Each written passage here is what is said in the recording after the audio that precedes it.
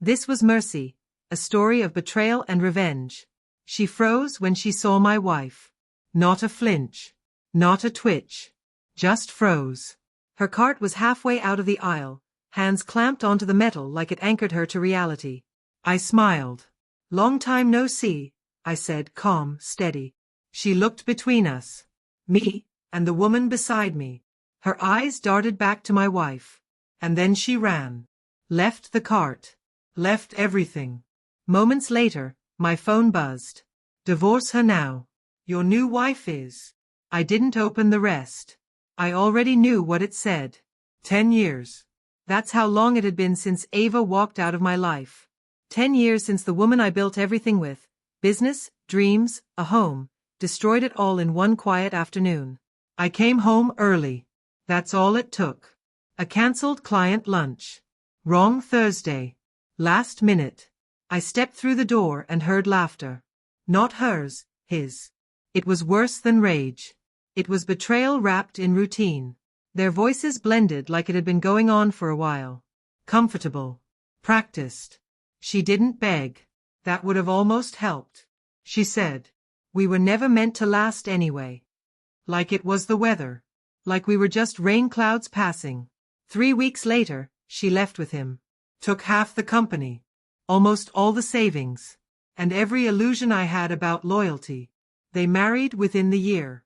Started their shiny new life. With my money. I disappeared. No outbursts. No scorched earth mess. Just silence.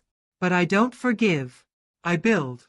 I started over with nothing but time and intent. I studied her quietly. Every business venture she touched. Every lawsuit he buried.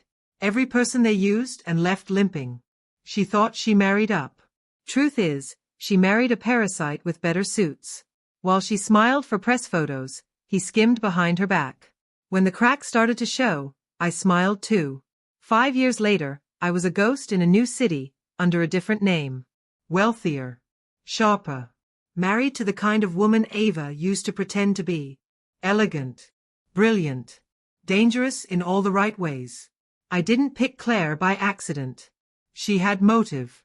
Ava's husband had screwed over Claire's family in a merger 5 years ago, bankrupted them. Claire never forgot. Together, we became something neither of them could have predicted. Predators. I bought into Ava's new startup through a shell company. Watched from the shadows. Leaked a tip here. Exposed a number there. Just enough to raise investor eyebrows. Not enough to trace back. Claire played her role perfectly. Social media, philanthropy events, subtle magazine features. Just enough to surface on Ava's radar. Like a faint itch you can't quite place.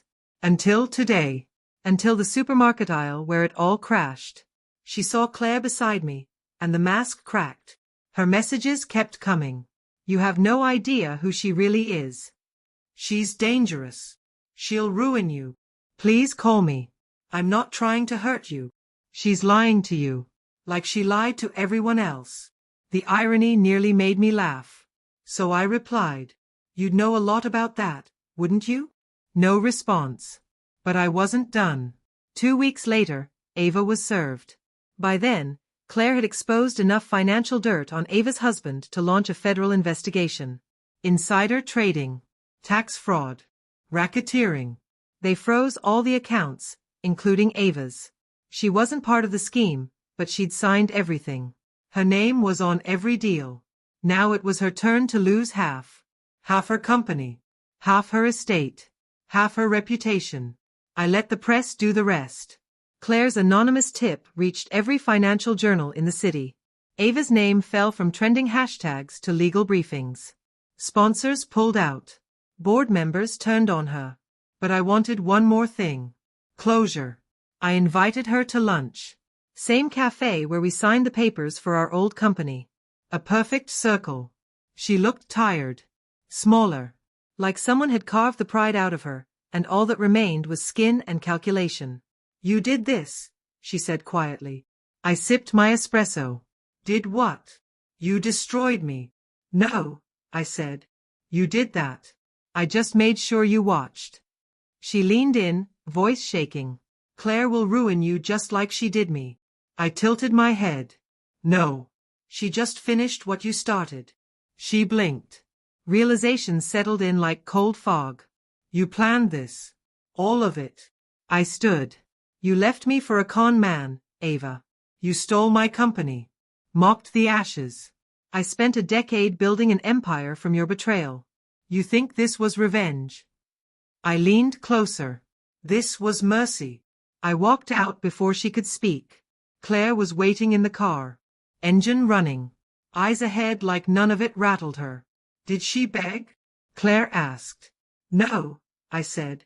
She finally shut up. We drove off as the cafe faded in the rearview. I didn't look back. Regret is a luxury, and I stopped paying for it 10 years ago. If you enjoyed this story, feel free to share it. No need to subscribe. Just remember, never mistake silence for surrender.